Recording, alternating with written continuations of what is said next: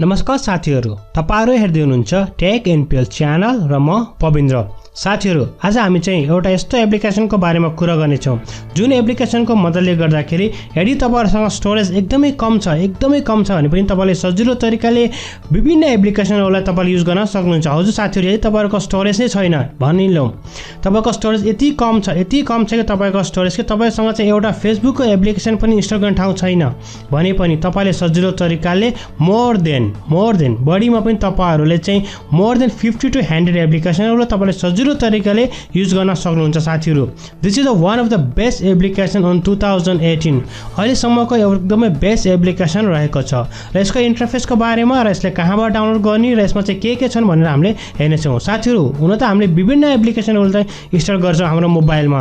एउटा फेसबुक भयो, युट्युब भयो, विभिन्न एप्लिकेसनहरुलाई हामीले चाहिँ इन्स्टल गर्नुपर्छ र हामीले विभिन्न एप्लिकेसनहरुलाई इन्स्टल गर्छौँ। साथीहरु, आज एउटा वेब एप्लिकेसनको मद्दतले गर्दाखेरि तपाईहरुले सजिलो तरिकाले तपाईको जुन लो स्टोरेज भएको मोबाइलमा पनि तपाईले प्रोफेसनल तरिकाले विभिन्न एप्लिकेसनहरु तपाईले युज गर्न सक्नुहुनेछ। So without delay let's begin.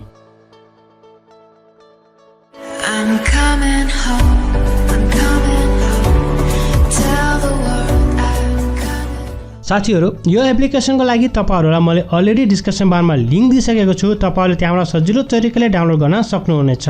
साथीहरु, यदि तपाई पनि यसको बारेमा इन्टरफेसहरु यो कस्तो छ सबै कुरा बुझेर डाउनलोड गर्न चाहनुहुन्छ भने यो भिडियोलाई अन्तिमसम्म हेर्नु होला।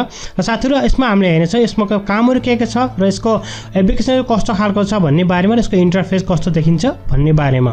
डाउनलोडको लागि त मैले तपाईलाई अलरेडी डिस्क्रिप्सन बारमा लिंक दिइसकेको छु।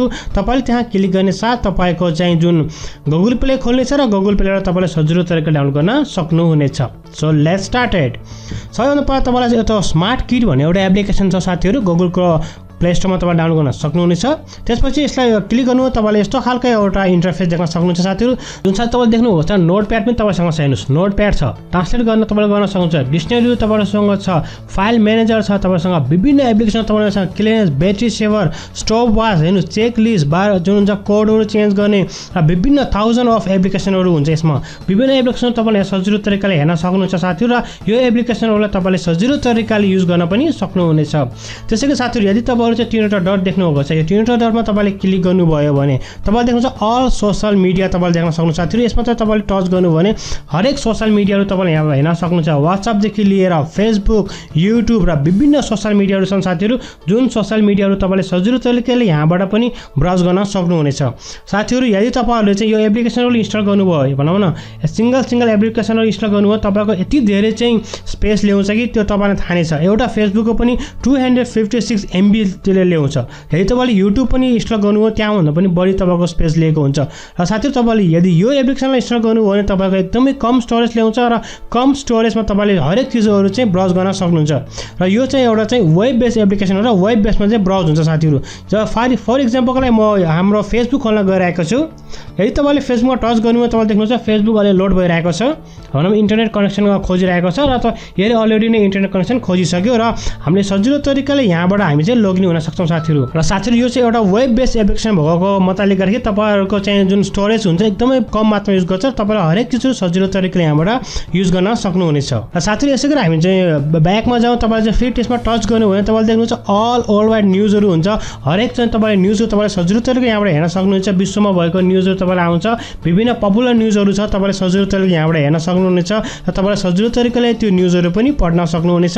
त्यसैगरी एप्लिकेसनको बारेमा मैले तपाईलाई यहाँ देखाइसकेको छु, विभिन्न एप्लिकेसन तपाईले यहाँबाट सजिलो तरिकाले युज गर्न सक्नुहुनेछ त्यो एप्लिकेसनहरु, र तपाईले सजिलो तरिकाले एकदमै कम स्टोरमा पनि तपाईले विभिन्न एप्लिकेसनहरु तपाईले युज गर्न सक्नुहुनेछ। र साथीहरु, त्यसैगरी तपाईले चाहिँ ट्विटरमा टच गर्नुस्, तपाईलाई कुनै पनि एप्लिकेसनहरु चाहिएको छ त्यो पनि हामीले चाहिँ फुल एप्लिकेसन नखोलिकिन भने चाहिँ तपाईले सजिलो तरिकाले सर्टकट पनि गर्न सक्नुहुन्छ साथीहरु। तपाईले देख्नु सबैभन्दा पहिला चाहिँ यहाँ क्रिएट सर्टकट, त्यसमा तपाईले चाहिँ टच गर्नु होला।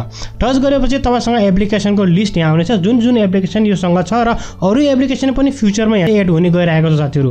तपाईँले हेर्नुहोस् तपाईँलाई चाहिँ कुन चाहिँ मनपर्छ, कुनै पनि एउटा एप्लिकेसनलाई हामीले चुज गरौँ। मानिलियो कि हामीले चाहिँ एउटा चाहिँ यो नोटप्याड मलाई चाहिएको छ र नोटप्याडलाई तपाईँले चाहिँ टच गर्नु होला। टच गर्ने बित्तिकै तपाईँलाई मेसेज आउँछ कि सर्टकट अलरेडी क्रिएट भइसकेको छ र त्यो सर्टकट तपाईँको चाहिँ डाइरेक्ट होम पेजमा गएर बसिरहेको हुन्छ साथीहरू, जुन चाहिँ हामीले हेर्न गइरहेका छौँ।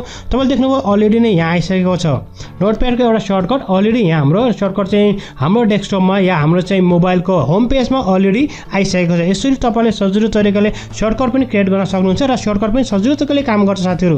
मैले क्लिक गरेँ, तपाईँले देख्नुभयो नोटहरू अलरेडी ओपन भइसकेको छ। सजिलो तरिकाले यसले चाहिँ काम गर्छ र साथीहरू यसै गरी तपाईँलाई जुन सपिङ छ, अनलाइन सपिङहरू पनि तपाईँले यहाँबाट सजिलो तरिकाले गर्न सक्नुहुन्छ। जुन पपुलर अनलाइन सपिङहरू छ तपाईँले चाहिँ यसमा क्लिक गर्नुभयो तपाईँले देख्नुहुन्छ एमाजोन, इबेदेखि लिएर विभिन्न एप्लिकेसनहरू तपाईँले यहाँ पाउन सक्नुहुन्छ। र साथीहरू यदि तपाईँले यो एप्लिकेसन सिंगल डाउनलोड गर्नुभयो भने डेफिनेटली आइएम स्योर तपाईँको मोबाइलको स्टोरेज चाहिँ फुल हुन्छ। तपाईँको आफ्नो पर्सनल डाटा या तपाईँले मुभी र भिडियोहरू चाहिँ यसमा हाल्न सक्नु हुँदैन छैन। र साथीहरू मलाई आशा छ तपाईँहरूलाई आजको यो भिडियो मन पर्यो होला। यदि यो भिडियो सम्बन्धी कुनै सल्लाह या सुझाव छ भने कृपया हाम्रो कमेन्ट सेक्सनमा कमेन्ट गर्न नभुल्नु होला। र साथीहरू यदि तपाईँहरूमध्ये कुनै साथीहरू हाम्रो च्यानलमा नयाँ आउनुहुन्छ भने कृपया हाम्रो च्यानल सब्सक्राइब गरी साथमा रहेको बेल आइकनलाई क्लिक गर्न पनि नभुल्नु। तबसम्मको लागि bye bye, take care, have a great and fun time.